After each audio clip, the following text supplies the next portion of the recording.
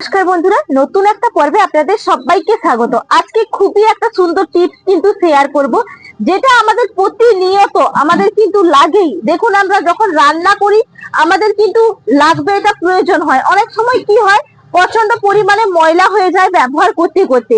কোনো কিছু ব্যবহার করছি কিন্তু কোনো রকম দেখবেন কষটা কিন্তু উঠছে না। বিশেষ করে আবার আমরা সাবান গুঁড়ি বা সাবান দিয়েই কিন্তু ক্লিন করি, কিন্তু কোনো রকম ফল পাই না। আজকে একদম বাড়িতে থাকা, রান্নাঘরে থাকা উপকরণ দিয়ে বানিয়ে ফেলবো, দেখবেন একদম চকচকে করবে, একদম ধপধপে হয়ে যাবে। চলুন তাহলে কি করে আমি করি, পুরোটা চোখ রাখুন, বিশেষ করে গৃহিণীরা। দেখুন, একটা প্লেট নিয়েছি, প্লেটের মধ্যে প্রথম উপকরণ নিয়ে নেব। এখানে দেখুন নিয়েছি লবণ। লবণ তো প্রত্যেকের বাড়িতেই থাকে। এখানে 1 চামচ 2 চামচ কিন্তু নেব, ভর্তি ভর্তি দেখুন 2 চামচ নিয়ে নিলাম। এর সঙ্গে দেখুন 1 চামচ নিয়েছি খাবার সোডা। খাবার সোডা প্রত্যেকের রান্নাঘরে থাকে। 1 চামচ কিন্তু নিলাম খাবার সোডা, আর 2 চামচ নিয়েছি লবণ। পরিমাপটা কিন্তু সঠিক রাখবেন। যদি বাড়াতে চান লবণের ভাগটা, সেই ক্ষেত্রে কিন্তু খাওয়া সোডাটাও বানিয়ে নিতে হবে বেশি করে। দেখুন, এরপর কি করব, ভালো করে কিন্তু মিশিয়ে নেব। এইভাবে মিশিয়ে নিতে হবে। দেখুন, ভালো করে মিশিয়ে নিয়েছি। এরপরের উপকরণ হচ্ছে 1 চামচ নিয়েছি চা পাতা। চা পাতাও কিন্তু প্রত্যেকের বাড়িতে থাকে। চা পাতাটাও সুন্দর করে এইভাবে মিশিয়ে নিতে হবে। এই উপকরণটা বন্ধুরা আপনারা করবেন, দেখবেন ম্যাজিকের মতন কাজ করে। দেখুন, সুন্দর করে তো মিশিয়ে নিয়েছি প্রত্যেকটা উপকরণ। এরপর দেখুন, আমি এখানে শিলনোড়াটা নিয়েছি। শিলনোড়া তো আমরা ব্যবহার করি প্রতিদিন, প্রতিনিয়ত। শিলনোড়াটা কিন্তু অনেক সময় দেখবেন ধার কিন্তু মরে যায় বা প্লেন হয়ে যায়, সেই ক্ষেত্রে আমাদের বাটতে অনেকটা কষ্ট হয়। দেখুন, আমি কিন্তু এইভাবে দিয়ে দেব। শুকনো উপটা প্রথমে দিয়ে দিতে হবে। দেখুন, 2 চামচ নিয়ে ছড়িয়ে দিলাম, দিয়ে কিন্তু এইভাবে পুরো শিলটা সুন্দর করে ঘষতে হবে। দেখুন, আমি ঘষছি কিভাবে ময়লা উঠছে। দেখুন, কালো হয়ে যাচ্ছে একবারে লবণটা। দেখুন, প্রথমে কিন্তু এইভাবে আপনারা লবণটা দিয়ে, যেই উপকরণ গুলো দিলাম সেই ভাবে কিন্তু দিয়ে প্রথমে শুকনোটা এইভাবে কিন্তু আপনারা ঘষে নেবেন। তারপরে দেখুন দেবো, আমি এখানে নিয়েছি পাতি লেবু। পাতি লেবুর রস এইভাবে কিন্তু চিপকে নিতে হবে, দিয়ে কিন্তু আবারও এইভাবে ঘষতে হবে।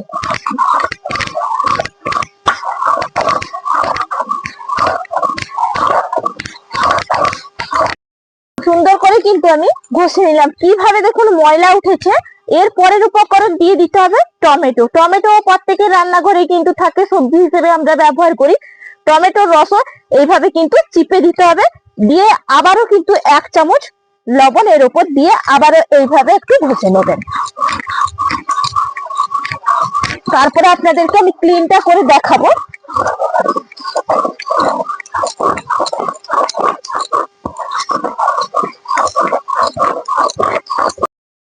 দেখুন, সুন্দর করে কিন্তু পুরো শিলটা আমি দেখুন একবারে ঘষে নিয়েছি। আর দেখুন কিভাবে লবণটা কালো কুচকুচে হয়ে গেছে। এটা এরকম কিন্তু আমি রেখে দেবো 5 মিনিট মতো।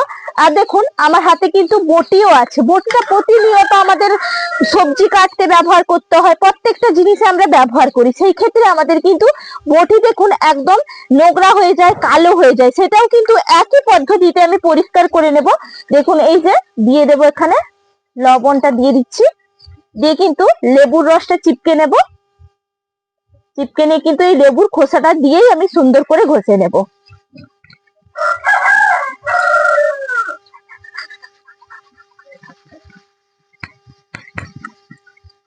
দেখুন, আমি ঘষছি কিভাবে কালো ময়লা উঠছে। দেখুন,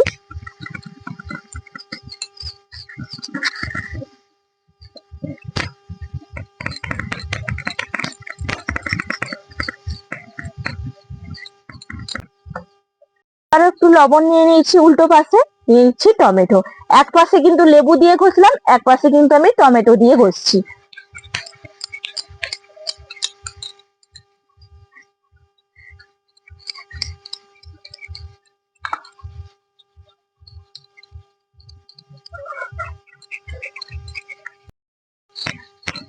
দেখুন, সুন্দর করে একদম পরিষ্কার করেছি। আগের অবস্থাটা তো আপনারা দেখেছেন। দেখুন, পরের অবস্থাটা আপনারা দেখুন। এখনো পরিষ্কার করে ধুইনি। দেখুন কিভাবে পরিষ্কারটা হয়েছে। দেখুন কিভাবে কালো ঝুল পড়ে গেছিল। হ্যাঁ, দেখুন কি সুন্দর হয়ে গেছে। এরপর আমি ক্লিন করে নেব জল দিয়ে। দেখুন এক গামলিতে জল নিয়েছি, সুন্দর করে কিন্তু পরিষ্কার করে ধুয়ে নেব। এতে কিন্তু দেখবেন অনেক সময় কি হয়, পনিকের মধ্যে কিন্তু ধারটাও থাকে না, সেই ধারটাও কিন্তু সুন্দরভাবে হয়ে যাবে। দেখুন সুন্দর করে একবার পরিষ্কার করে আমি কিন্তু ধুয়ে নিলাম। আর দেখুন কিভাবে ঝকঝক করছে। এটা কিন্তু খুব সুন্দর একটা টিপস বন্ধুরা, অবশ্যই আপনারা করে দেখতে পারেন। দুদিক দেখুন পরিষ্কার হয়েছে, এটা রেখে দিই। এরপর দেখুন এই যে শিল নোড়াটা আমি পরিষ্কার করেছিলাম, এটা আপনাদেরকে দেখাবো।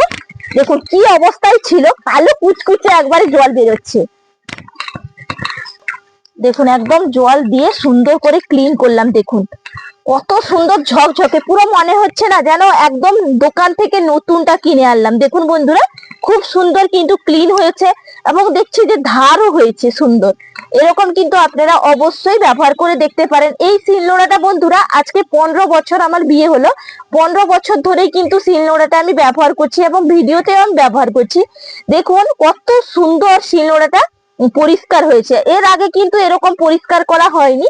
দেখুন আপনাদেরকে প্রমাণ সহ দেখিয়ে দিলাম, খুব সুন্দর ক্লিন কিন্তু বন্ধুরা হয়েছে।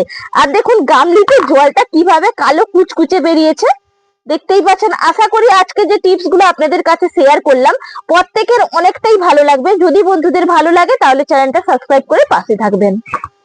দেখুন বন্ধুরা আপনাদেরকে তো দু রকম করে আমি দেখালাম প্রমাণ সহ, একদম নিজেও হাতে নাতে কিন্তু খুব সুন্দর কাজও পেলাম। দেখুন অনেক সময় আমরা লোহার তাওয়াতে কিন্তু উনুনে রুটি করি, তখনও দেখবেন লোহার তাওয়াটা কিন্তু পুড়ে পুড়ে যায়, দেখবেন কালো কালো ছোপ ছোপ হয়ে যায়। সেই ক্ষেত্রেও কিন্তু একই উপকরণ দিয়ে আপনারা বানিয়ে এরকম কিন্তু পুরো পরিষ্কার করে একদম ঘষে নেবেন, দেখবেন সুন্দর একদম দোকানের মতো নতুন হয়ে যাবে। আশা করি আজকে যে টিপসটা শেয়ার করলাম প্রত্যেকের ভালো লাগবে।